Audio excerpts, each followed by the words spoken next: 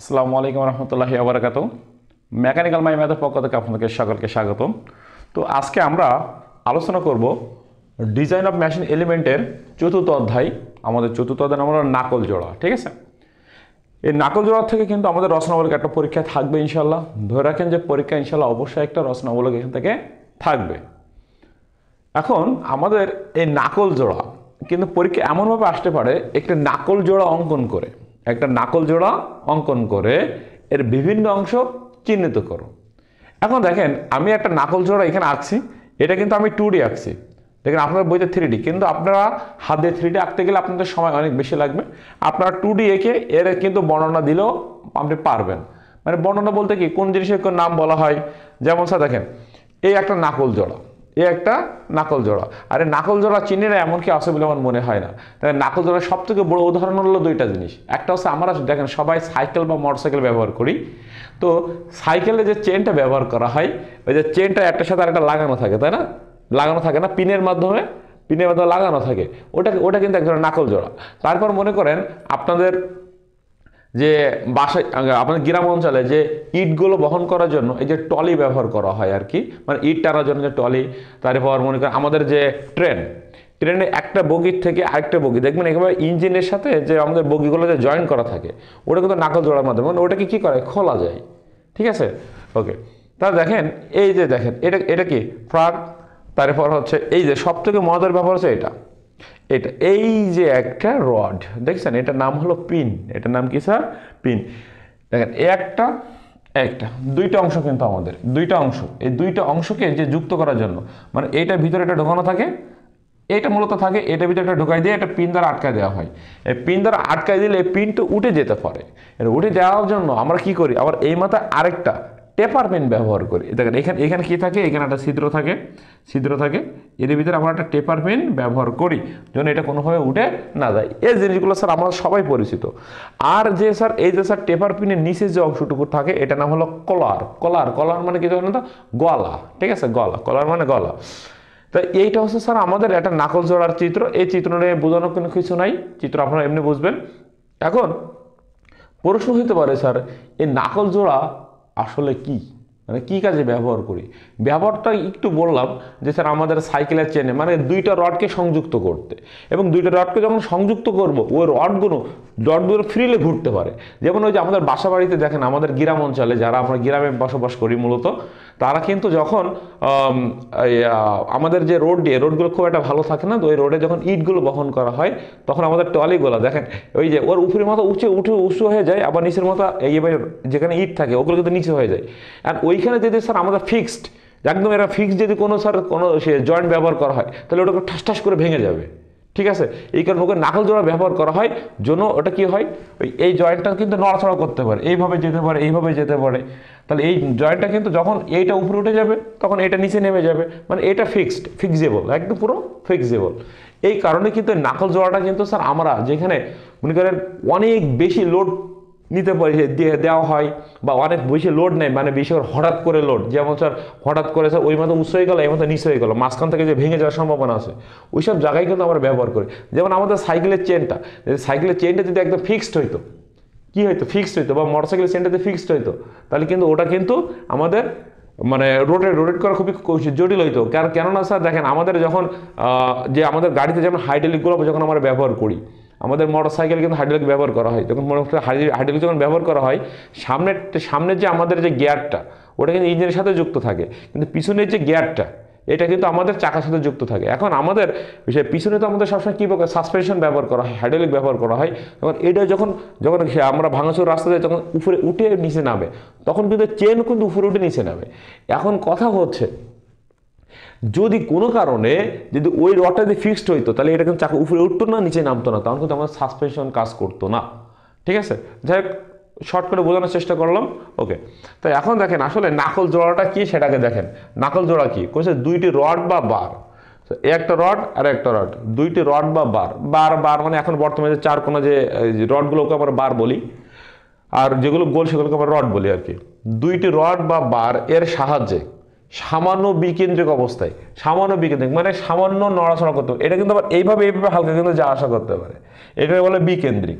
সামান্য বিকেন্দ্রিক অবস্থায় বা সামান্য কণিক অবস্থায়, সামান্য কণিক অবস্থায় বা চতুর্দিকে নড়াচড়া করতে পারে, তার মানে এ উপরে নিচে যেতে পারবে, আবার ডানে বামেও যেতে পারবে।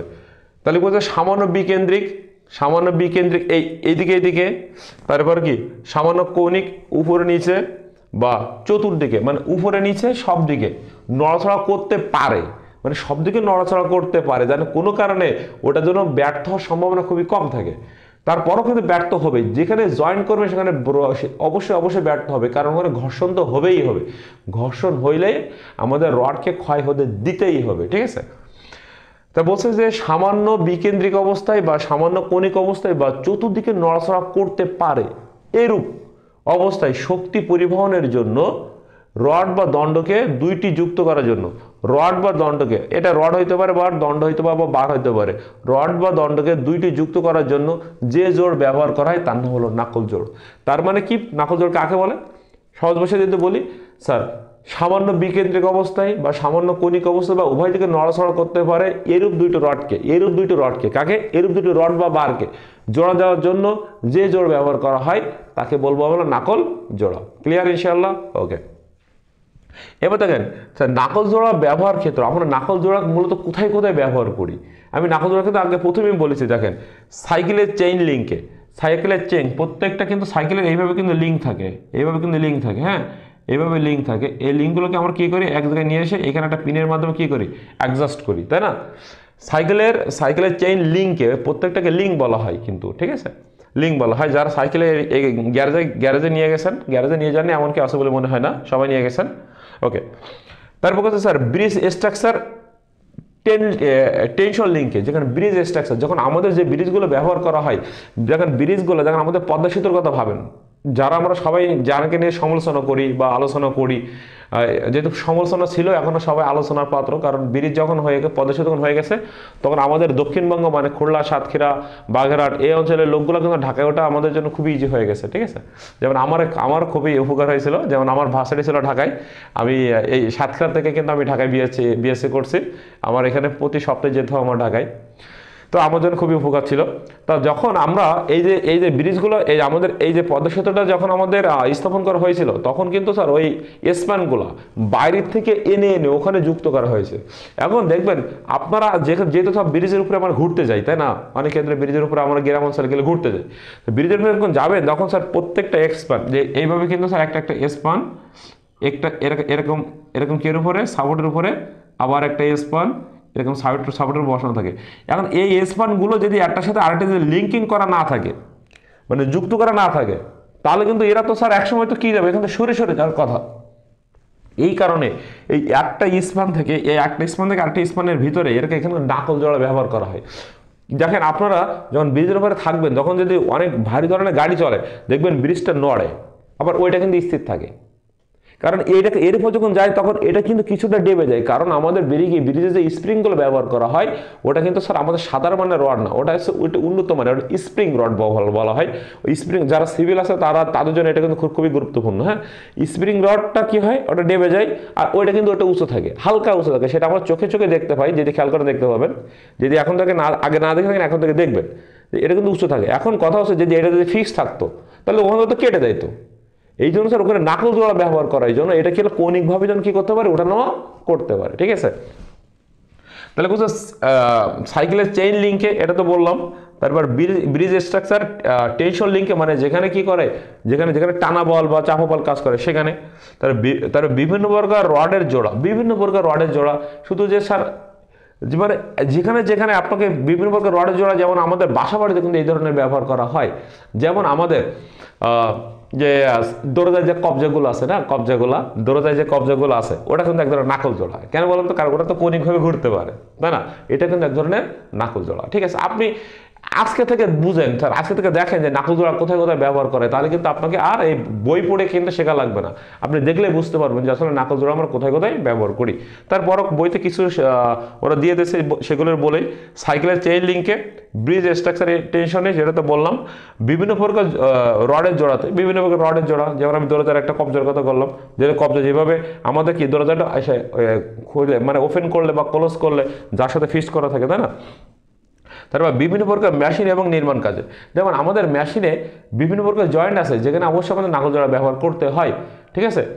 আচ্ছা, তারপর এবং মানে বিভিন্ন প্রকার মেশিন এবং নির্মাণ কাজ হইতে পারে স্যার আমাদের বিভিন্ন প্রকার স্যার ইন্ডাস্ট্রি লেভেলে যেগুলো আছে ওইগুলো যেখানে আমরা ল ব্যবহার করি ওখানেও। তারপর স্যার ঘরের চালে টাইট রডে, যেমন স্যার যারা সিভিলে আছেন তারা ভালো বুঝবেন যে স্যার আমাদের যে বিম বা কলাম ব্যবহার করা হয় ওইখানে বিভিন্ন প্রকার টাইট রড ব্যবহার করা হয়। আমাদের কিছু টানা রড আছে, কিছু টাইট রড আছে। টানা রড হচ্ছে স্যার ধরেন মনে করেন স্যার একটা বিম, এই বিমের ভিতরে কিন্তু আমরা কি ব্যবহার করি, রড ব্যবহার করি। এই রডকে স্যার এই খাঁচা তৈরি করে দিই না, এই খাঁচা তৈরি করার জন্য ছোট ছোট ছোট রিং বা চারকোনা এইভাবে ব্যবহার করা হয়, মানে রডের সাইড দিয়ে ওটাকে বলা হয় কি টাইট রড। ওখানে কিন্তু স্যার আমরা নাকল জোড়া ব্যবহার করি, ঠিক আছে। তাহলে গেল স্যার নাকল জোড়া কাকে গেল, নাকল জোড়া ব্যবহার ক্ষেত্রগুলো পড়লাম। এরপর আছে স্যার নাকল জোড়া ব্যর্থ হওয়ার কারণ বা নাকল জোড়া ব্যর্থ হওয়ার অনেকগুলো কারণ আছে। এখান থেকে আমি 2টা কারণ লিখছি, আর আপনাদের বইতে আরও 2টা কারণ আছে, ওগুলো আপনি দেখে নিতে পারবেন। প্রথম কারণ আছে স্যার টানা বলের কারণে সলিড রড ছিঁড়ে যেতে পারে। দেখেন স্যার দুই পাশে, কারণ স্যার এটা তো স্যার ইঞ্জিনের সাথে আটকানো, আর এটা হচ্ছে স্যার আপনার মালবাহী কোনো প্রোডাক্টের সাথে আটকানো আছে। এখন স্যার যখন এটা সামনে যেতে চাবে এ কিন্তু পিছনে যেতে চাবে, কারণ স্যার এর কাজ তো পিছনের দিকে টানা। তখন কিন্তু স্যার এই যে স্যার আমাদের সলিড রডটা, এই রড এটাকে বলে সলিড রড। এই সলিড রডটা কি টানের কারণে কিন্তু ছিঁড়ে যেতে পারে। এই পিনের কথা বলা হচ্ছে না, সলিড রডের কথা বলছে। এটা টানের কারণে কি যেতে পারে, ছিঁড়ে যেতে পারে। তারপর পিন শেয়ারিংয়ে ব্যর্থ হয়ে জোড় অকৃতকার্য হতে পারে। এখন কোনো কারণে মনে করেন স্যার এই পিন শেয়ারিংয়ে ব্যর্থ হয়ে, মানে যেহেতু স্যার দুই দিকে টানা বল প্রয়োগ করা হবে তাহলে এখানে কিন্তু শেয়ার হবে। যখন এখানে শেয়ার হবে এটা কোনো কারণে কিন্তু জোড় অকৃতকার্য হতে পারে, মানে জোড় ফেটে যেতে পারে বা ওখানে চিট ধরতে পারে বা ওখানে বাঁকা হয়ে যেতে পারে, এই যেহেতু কিছু হতে পারে। এই কারণে কিন্তু এটা কি হতে পারে, ব্যর্থ হতে পারে বা অকৃতকার্য হতে পারে। যাই হোক স্যার, আমি নাকল জোড়া নিয়ে স্যার টুকটাক কিছু ধারণা দেওয়ার চেষ্টা করলাম আপনাদেরকে। স্যার এখন আমরা এই নাকল জোড়া থেকে আমরা এই নাকল জোড়া কী করে ডিজাইন করতে হয়, মানে কীভাবে স্যার এই যে পিনের ব্যাস নির্ণয় করব, তারপরে স্যার কীভাবে রডের ব্যাস নির্ণয় করব, স্যার এই টিয়ারিংয়ে কতটুকু ব্যর্থ হচ্ছে, শেয়ারিংয়ে কতটুকু ব্যর্থ হচ্ছে, এগুলো আমরা এখন ইনশাল্লাহ খুঁজে বের করব। তাহলে আমরা একটু অঙ্ক চলে যাই, মানে ম্যাথমেটিক্স করব, ঠিক আছে। ওকে, দেখেন এবার আমরা গাণিতিক সমস্যা নিয়ে আলোচনা করব। গাণিতিক সমস্যা নিয়ে আলোচনা করার জন্য আগে আমাদের যেটা জানতে হবে সেটা সূত্রগুলো। হ্যাঁ, আমরা সূত্রগুলো দেখব এবং আপনাদের দেখবেন এই যে স্যার সূত্রগুলো, এটা কিন্তু আপনাদের একটা সংক্ষিপ্ত প্রশ্ন আছে যে নাকল জোড়ার বিভিন্ন প্রকার সামর্থ্য নির্ণয়ের সূত্রগুলো লিখো। এখন দেখেন নাকল জোড়ায় আমরা প্রথমে দেখেন টানা রডের সামর্থ্য। দেখেন রডটা যেহেতু বড়, যখন টানা রডের সামর্থ্য যখন করবো, এখন রড কি গোল না, তা গোল রডের ক্ষেত্রফলের সূত্র কি পাই ডি স্কয়ার ভাগ 4, আর যেহেতু টানা বলছে তো অবশ্যই ওখানে এসটি আসবে। সূত্র মুখস্থ করার সিস্টেম হলো এটা যে আপনি সূত্র বুঝে মুখস্থ করেন, না বুঝে কেন মুখস্থ করবেন। রডের টানা সামর্থ্য, রড মানে গোল, রডের ক্ষেত্রফলের সূত্র কি পাই ডি স্কয়ার ভাগ 4, কিন্তু এখানে ছোট ডি না বড় ডি, অবশ্যই বড় ডি, রড বড় তাহলে তো বড় ডি, তাহলে পাই ডি স্কয়ার ভাগ 4 ইন্টু এসটি। এবার দেখুন স্যার পিনের শেয়ারিং সামর্থ্য, কি সামর্থ্য, পিনের শেয়ারিং। আচ্ছা, আমার তো রডের ভিতরে তো আমরা পিন দ্বারা আটকাবো, তাই না। নাকল জোড়ার ক্ষেত্রে কি করা হয়, এই যে রডটা দেওয়া হয়, রডের একদম বাইরে যে পিনটা দেওয়া হয় ওই পিনের কথা বলা হচ্ছে। তো পিনটা যেহেতু ছোট তাহলে অবশ্যই এখানে কি হবে, ছোট ডি। আর যেহেতু আমাদের পিন কিন্তু দুইটা ব্যবহার করা হবে, উপরে নিচে দুইটা, তা সেক্ষেত্রে আমাদের এখানে 2 আসবে, দুইটা। আর পিনের ক্ষেত্রফলের সূত্রকে পাই ডি স্কয়ার ভাগ 4, আর যেহেতু এখানে শেয়ারিং বলছে এই জন্য এসএস, ঠিক আছে। আপনি এইভাবে মুখস্থ করবেন।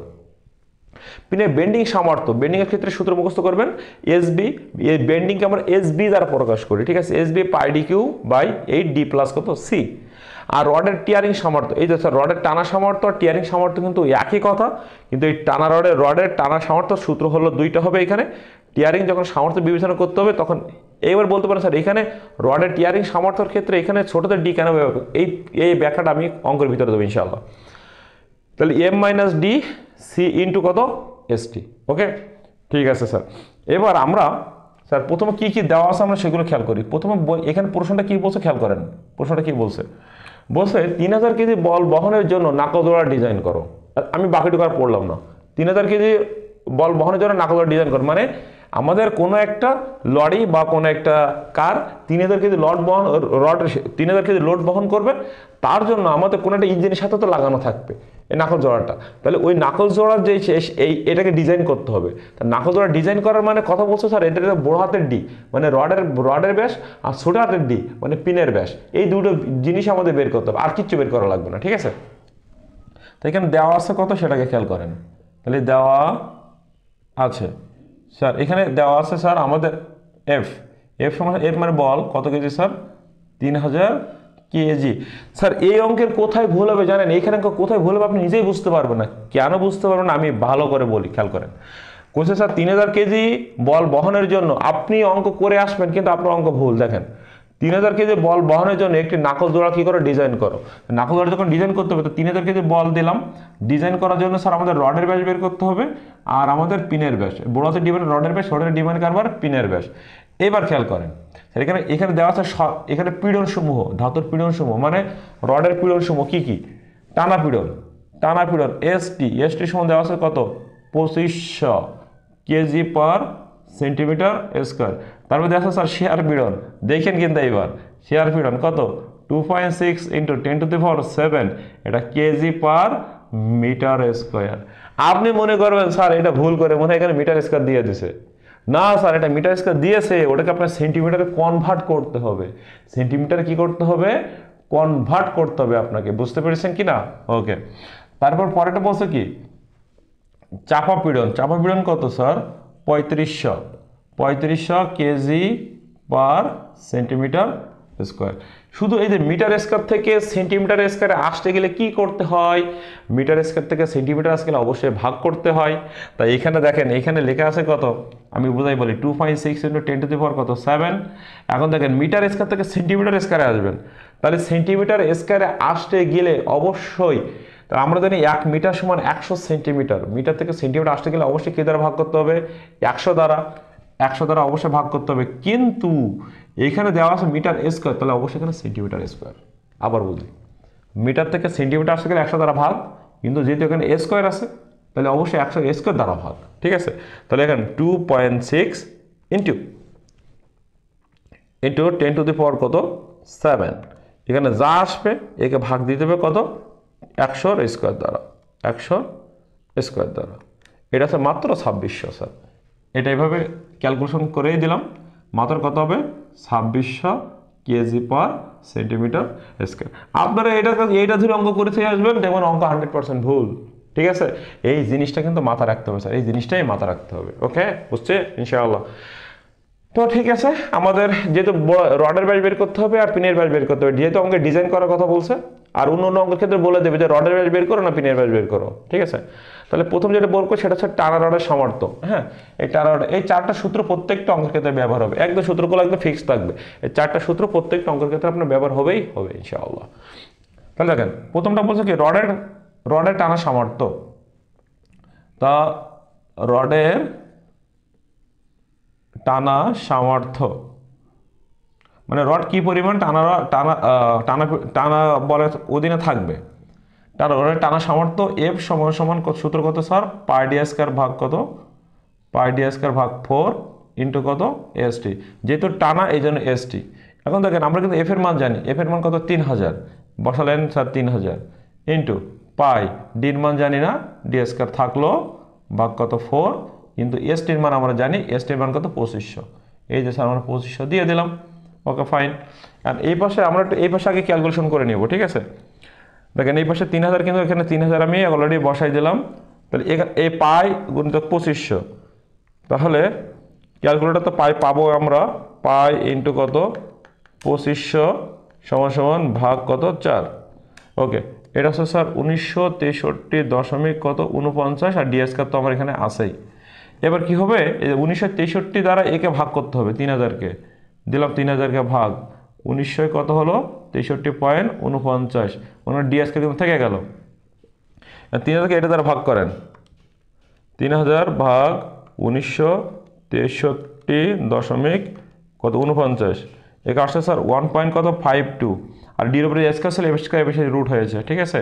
তাহলে ডির মান কত পাবো এই খেয়াল করেন, একে এবার কি করব রুট করব। ওকে, রুট করব 1.23 সেন্টিমিটার। স্যার একটা কিন্তু আপনি বের করতে পারলেন, বড় হাতের ডির মান মানে রডের ব্যাস আপনি বের করতে পারলেন।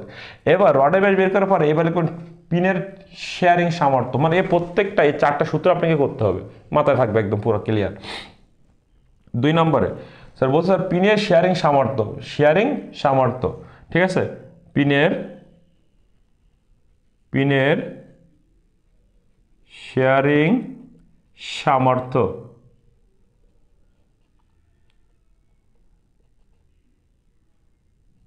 পিনের শেয়ারিং সামর্থ্য সূত্র কত স্যার? এফ সমান সমান 2 পাই ছোট ডি স্কয়ার ভাগ কত 4 ইন্টু এস এস, ঠিক আছে। ছোট ডি অফ পিনের ক্ষেত্রে অবশ্যই ছোট ডি আসবে। তাহলে এফ মানে কত কেজি স্যার? আমরা জানি স্যার 3000, এফ এর মান তো দেওয়া আছে আমাদের কত স্যার? এই যে স্যার 3000 ইন্টু 2 ছোট পাই ছোট হাতের ডির মান তো জানি না, বের করব ভাগ 4 ইন্টু এস এস এর মান আমরা জানি। দেখেন এস এর মানটা কিন্তু এই মানের কারণে কিন্তু অঙ্ক ভুল হইতো, আমরা 2600 বের করে নিয়েছি, ঠিক আছে। কত স্যার? 2600। এখন এই পাশে স্যার আমার 3000 থেকে গেল, ওই পাশে ক্যালকুলেশনটা আমরা আগে করে নিব। উপরেগুলো সব গুণ করো ডি স্কয়ার বাদে, 2 ইন্টু পাই ইন্টু কত 2600 ভাগ 4, এটা হচ্ছে স্যার 4084.07, সাথে কিন্তু ডি স্কয়ারটা আছে। এবার আমি একবার করেছি, খেয়াল করেন। সাথে এই যে স্যার 3000 তো আমরা এখানে থাকলো, এই টাইপের শেষে ভাগ হবে 4084.07, আর ডির উপরে যে স্কয়ারটা ছিল স্কয়ারের বেশি কত হয়েছে? রুট হয়েছে, আর এখন শুধু ডি থাকলো। তাহলে ডির মান এখান থেকে একবার বের করছে, কিন্তু মানে এই সেম প্রসেসটা আমি একবারে করে দিলাম এখানে, ঠিক আছে। মানে এই টাইপের শেষে ভাগ হয়েছে, ডির উপরে স্কয়ারের বেশি রুট হয়েছে। তাহলে উপরে আসে কত স্যার? 3000 ভাগ 4084 দশমিক কত 07, একে যা আসবে একে রুট করব, এটা 0.85 সেন্টিমিটার। এখন আপনি তো বলেন তাহলে এইটাতে ডিজাইন শেষ হয়ে গেল না, এটা ডিজাইন কিন্তু আমরা বড় ব্যাস এবং ছোট ব্যাস বের করলাম, কিন্তু স্যার এখানে আমাদের আরো কিছু কাজ করতে হবে স্যার। মানে এইটাই মূলত স্যার আমাদের অঙ্ক, মানে এটা বড় হাতের মানে বড় ব্যাস মানে রডের ব্যাস, সরি বড় ডি মানে রডের ব্যাস, ছোট ডি মানে পিনের ব্যাস। কিন্তু আসলে এটাকে আবার একটু নিরীক্ষা করে দেখতে হবে যে আসলে আমাদের অঙ্ক ঠিক হয়েছে কি না, একটু খেয়াল করতে হবে, ঠিক আছে। এবার স্যার বেন্ডিং বিবেচনা করতে হবে, যেহেতু বেন্ডিং বিবেচনা আমাদের অবশ্যই এখানে করতে হবে। এবার লিখুন স্যার বেন্ডিং বিবেচনা, মানে এর পরে কিন্তু এখানে 3 নম্বরে দিতে পারেন এটা বেন্ডিং বিবেচনায়। এই যে স্যার বেন্ডিং বিবেচনা বা বেন্ডিং সামর্থ্য।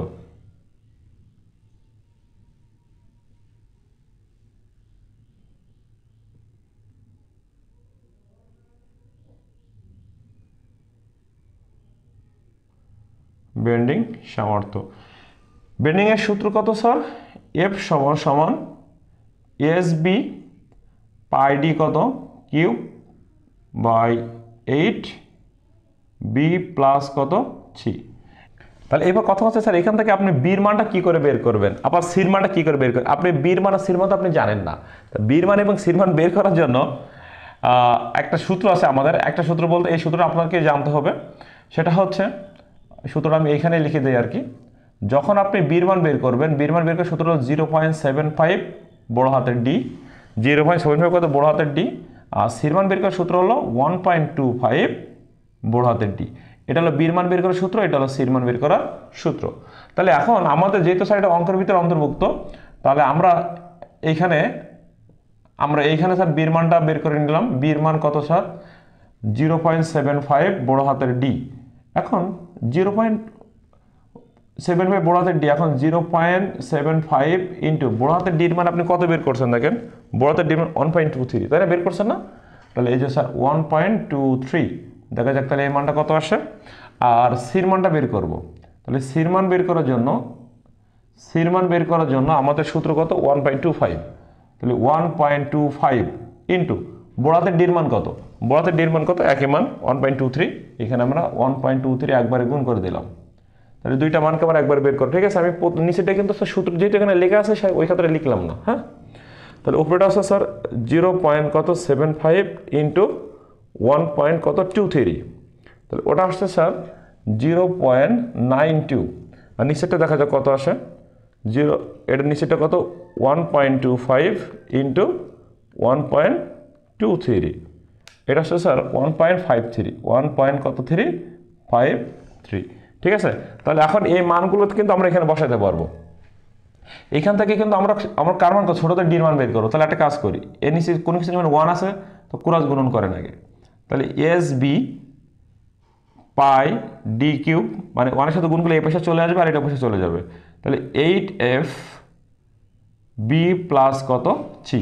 তাহলে এখানে ডিটা থাকবে, ডির উপরে যে কিউবটা অবশ্যই কিন্তু হবে কিন্তু রুট ওভার কিউব, ওখানে আছে 8, এখানে আছে 8 ইন্টু এফ এর মান কত, এফ এর মান কিন্তু 3000, এই যে আমি 3000 এখানে বসাই দিলাম, 3000 বসাই দিলাম। বির মান কত পেয়েছি 0.92 প্লাস সির মান কত পেয়েছি 1.53, রুট কিন্তু উপরে আছে বাই। আবার বুঝেন বিষয়টা, এখানে 8 এর জায়গায় 8, এফ এর মান 3000, বির মান বের করছি, সির মান বের করছি, বসালাম। আর এই যে এসবিটা অবশ্যই যেহেতু ভাগ হবে, তাই না, এসবি ভাগ হবে, তো এসবির মান কত। এখন কথা হচ্ছে আমাদের এসবির মান কত মনে রাখতে হবে স্যার। এই যে এসবি যা আর এসসিও তাই, এখানে আপনি বলতে পারেন এসবি যা এসবি সাই, মানে ক্র্যাশিং এবং বেন্ডিং দুইটা হলো একই। এই যে স্যার ক্র্যাশিং যা, এখানে এসসিও যা এসবিও তাই, একই কথা, ঠিক আছে। তাহলে এখানে এটা যেহেতু অবশ্যই যে ভাগ হবে, এটা অবশ্যই যে কিন্তু ভাগ হচ্ছে, তাহলে এসবির মান কত স্যার আমাদের 3500, এই যে স্যার আমার কত 3500, আমি একবার করে দিচ্ছি ইন্টু পাই তো ওখানে যে থেকে যাবে। তাহলে বিষয়টা কি হলো যে এটার সাথে গুণ করে এটা এপাশে চলে আসলো, আর এটার সাথে গুণ করে এটা এপাশে চলে গেল। এখন দেখেন এপাশে যেহেতু আমরা ডির মান বের করবো, তো ডির উপরে যে কিউবটা ছিল অবশ্যই গেলে রুট ওভার কিউব, ঠিক আছে। অবশ্যই গেলে কত হয়েছে স্যার আমার রুট ওভার কিউব, এই যে রুট ওভার কিউব, ঠিক আছে, রুট ওভার কিউব আমাদের। এবার 8 এর মান থাকলো, 8 থেকে 8 থাকলো, এফ এর মান 3000, বির মান বসাই দিলাম, সির মান বসাই দিলাম, আর এসবি এপাশে কি গুণ ওপাশে গেলে ভাগ হয়েছে, এসবি যা এসসিও তাই 3500, আর পাই এপাশে গুণ ওপাশে গেলে ভাগ।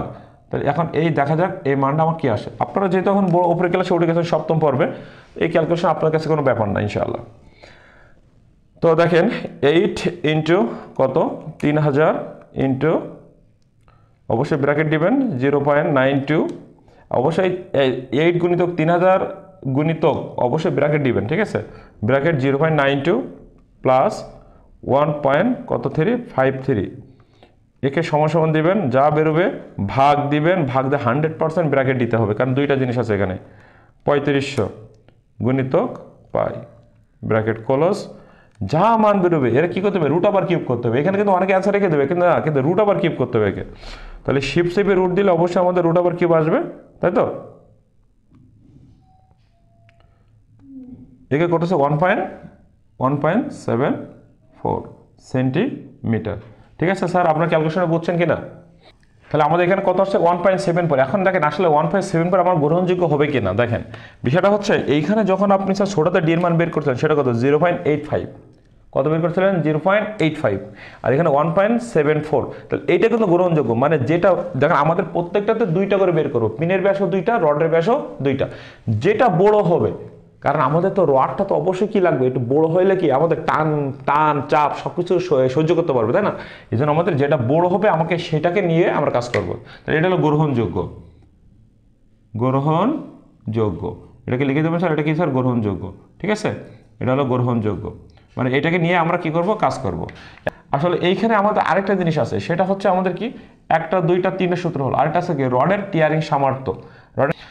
রডের টিয়ারিং সামর্থ্য এটা হচ্ছে 4 নম্বরে দিলাম, 4 নম্বরে রডের টিয়ারিং সামর্থ্য,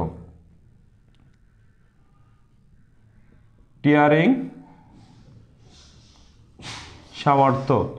সামর্থ্য সূত্রগত এফ সমান সমান M minus D C into S T. এবার কথা হচ্ছে আপনি এখান থেকে এম এর মান কোত্থেকে পাবেন, এমটা আমরা কোত্থেকে পাবো, মূলত হচ্ছে স্যার আমরা এমটা মূলত এখান থেকে আগে বের করব, আমরা এখান থেকে বের করবো। দেখেন এম বাদে বাদ বাকি যা আছে সবগুলো মান আমরা জানি, এটা মানে এটা আছে কিন্তু নিরীক্ষা, এটা আছে, এটা না করলেও চলে, এটা হচ্ছে নিরীক্ষা, জাস্ট নিরীক্ষা, ঠিক আছে, জাস্ট এটা কিন্তু নিরীক্ষা। আবার বলি স্যার এখানে দেখেন এম এর মানটা আমরা বের করবো, তাহলে কি করব, এই সি এবং এস টি এই পাশে গুণ আছে, এই পাশে ভাগ হবে, তাহলে এফ বাই সি ইন্টু কত এস টি, আর এখানে এম মাইনাস ডি কিন্তু আমার থাকলো, ওকে। এখন এফ এর মান কত, এফ এর মান আমার কত স্যার 3000 বাই সির মান কত সির মান কত 1.53 ইন্টু এসটির মান কত 2500, এসটির মান কত স্যার আমার 2500। আর এই যে যেহেতু ডিটা এই পাশে কত ছিল মাইনাস ছিল, এই পাশে এসে কি হয়ে যাবে প্লাস হয়ে যাবে, এই পাশে শুধু আমি এম এর মান বের করবো, এই পাশে প্লাস হবে। তাহলে ডির মান কত, ডির মান যেটা গ্রহণযোগ্য মান যেটা 1.74 ওইটা নিব আমরা 1.74, শুধু পাশে এম থাকলো। কিন্তু বিষয়টা আরেকবার বলি, এই সি আর এবং এস টি এই পাশে গুণ আছে, এই পাশে শিখে গেছে ভাগ হয়েছে, ঠিক আছে ওকে। তাহলে এখানে এম মাইনাস ডি থাকলো, এবার ডি এই পাশে কত ছিল বিয়োগ, এই পাশে কত হয়েছে যোগ। তাহলে এখন এম এর মানটা কত বের হয়, তাহলে এম সমান সমান একটু খেয়াল করেন এম এর মানটা কত বেরোবে সেটা দেখেন। তাহলে উপরে আছে কত স্যার আমার 3000, ভাগ দিবেন অবশ্যই ব্র্যাকেট দেবেন এখানে, এখানে 1.53 গুণিত কত 2500 ব্র্যাকেট ক্লোজ, যা হবে ওর সাথে যোগ করবেন 1.75, 1.74, এটা হচ্ছে 2.53, 2.52 সেন্টিমিটার, ঠিক আছে। 2.52 কত হলো স্যার সেন্টিমিটার হলো। হ্যাঁ, আমি সূত্রগুলো স্যার একটু মুছে দিচ্ছি, আমি আবার সূত্রগুলো পরে আবার লিখবো ইনশাল্লাহ, ঠিক আছে। সূত্রগুলো তো আপনাদের তো অলরেডি দেখা হয়ে গেছে। এখন দেখেন আমাদের আসলে নিরীক্ষা করে দেখবো যে আমাদের অঙ্ক হয়েছে কি হই নাই। ওকে ঠিক আছে, এখন আমরা একটু নিরীক্ষা করব। তা নিরীক্ষাটা আমরা কি করে করব স্যার, একদম এই সেম সূত্র, এই সূত্রটা আমরা আরেকবার ব্যবহার করব। মানে এটা কিন্তু আমি কিন্তু স্যার অঙ্ক কিন্তু এখানে শেষ, এই অঙ্ক কিন্তু আমার এখানে শেষ, কিন্তু এটা একটা নিরীক্ষা করে দেখেন, নিরীক্ষা করা। তাহলে এখন স্যার আমরা আবার এখান থেকে স্যার মনে করেন ডির মানটা বের করতে চাচ্ছি। তাহলে এবার দেখেন আমরা নিরীক্ষাটা করব, নিরীক্ষাটা দেখেন আমরা কিন্তু এই পর্যন্ত কিন্তু অ্যান্সার আমরা রেখে দিতে পারি, তারপর আমরা একটু করব। আর এইটা করা সব থেকে ভালো, যেহেতু আমাদের কি বলছে স্যার নাকলদোড়া ডিজাইন করো, নাকলদোড়া যখন ডিজাইন করার কথা বলছে তখন আমাদের এই পর্যন্ত করা সব থেকে বেটার হবে। আর এরপরে যে পার্টটুকু করবো আসলে স্যার আমরা এখানে যে স্যার টিয়ারিং সামর্থ্য দিয়ে দিয়েছিল, এখন দেখতে পেয়েছি স্যার এইখানে আমি যে ডিজাইনটা করলাম তা এর থেকে সে কি কম নিতে পারবে না বেশি নিতে পারবে, জাস্ট এটা সামর্থ্য বিবেচনা আর কি। দেখেন এই যে সূত্রটা, এই সূত্র আমি আরেকবার লিখেন, ধরেন নিরীক্ষা করতেছি, নিরীক্ষা করতেছি আমি, খেয়াল করবো নিরীক্ষা করার জন্য আমাদের দেখেন এই যে সূত্রটা আছে এফ সমান সমান M minus D C into কত এস টি। এখন এখানে স্যার আমি এস টিটা রাখলাম, আর বাদ বাকি সব গুণ না এই পাশে ভাগ করে দাও, F by M minus D into কত সি, মানে ওটা থাকলো আর এর হিসেবে ভাগ হয়ে গেল। এফ এর মান কত স্যার 3000 বা এম মানে কত বের করছি 2.52 মাইনাস ডির মান কত, ডির মান যেটা আমরা গ্রহণযোগ্য 1.74 আর সির মান আমরা কত বের করছি 1.53, এটা কার মান হলো, এটা হলো এস টির মান। অতএব এস টির মানটা আমরা দেখি আসলে আমাদের আগে যা দিয়ে দিয়েছিল তার থেকে কম বেরোলো না বেশি বেরোলো। দেখেন এখানে উপরে আছে কত স্যার 3000, ভাগ অবশ্যই ভাগ দিতে হবে, ব্র্যাকেট তো 100% দিতে হবে, ঠিক আছে। 3000 ভাগ ব্র্যাকেট, এই যে যেগুলো আছে এগুলো এবার বসায় দেন আপনি,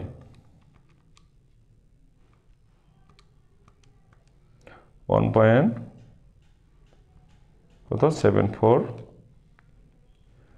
তাহলে ভাগ ব্র্যাকেট 78 গণিত 1.53, ওকে। এটা আছে স্যার 2513 কত 82 এত কেজি পার সেন্টিমিটার স্কোয়ার। তার মানে দেখেন আপনি এখানে লোড দিলেন কত কেজি 2500 কেজি, আর আপনি আর ও মূলত বহন, আপনি যে ডিজাইনটা করলেন ও বহন করতে পারবো কত কেজি 2513 কেজি। স্যার এই যে দেখেন সামান্য একটা তারতম্য, এটা কিন্তু আহামরি কোনো কিছু না, কিছু কম হতে পারে কিছু বেশিও পারে। আর আপনি এই যে নিরীক্ষা পার্টটা দেখেন, এই নিরীক্ষা পার্টটা আপনি করতেও পারেন নাও করতে পারেন, সেটা আপনার ব্যক্তিগত ব্যাপার। তারপর পরীক্ষা করে দেখলেন যে আসলে ওর থেকে বেশি না কম, মানে এর থেকে কম লোড নিতে পারবে না বেশি লোড নিতে পারবে। যদি কম লোড যদি নিতে পারে তাহলে কি করতে হবে, আমাদেরকে এইগুলোকে কি বাদ দিতে হবে, কারণ এগুলো নিয়ে কাজ করা যাবে না। কারণ যে আমাদেরকে একটা রডকে ডিজাইন করে আমরা দেখলাম যে আসলে এখানে কতটুকু এই যে ডির মান এবং বড়াতে ডি, মানে এই যে স্যার টানা পীড়ন, শেয়ার পীড়ন, চাপা পীড়ন, এই যে সে পীড়নগুলো আছে, এই পীড়নগুলোর মাধ্যমে আমরা যে ডির মান এবং রডের ব্যাস এবং পিনের ব্যাস বের করলাম, আসলে এরা কি গ্রহণযোগ্য কিনা। হ্যাঁ, এটা সামান্য তারতম্য, দেখেন 25.13, এটা কিন্তু গ্রহণযোগ্য, কিন্তু এদের নিরীক্ষাটা আপনি করতে পারেন, নাও করতে পারেন, আপনি এখানে চড়া পর্যন্ত অঙ্ক রেখে দিতে পারেন। ঠিক আছে, আজকে আমাদের এই একটা অঙ্ক থাকলো এবং আগামী পাঠে ইনশাআল্লাহ আমরা এই অধ্যায়টাই শেষ করবো। হ্যাঁ, সকলে ধন্যবাদ জানিয়ে আজকে আমরা শেষ করছি। আসসালামু আলাইকুম রহমতুল্লাহ।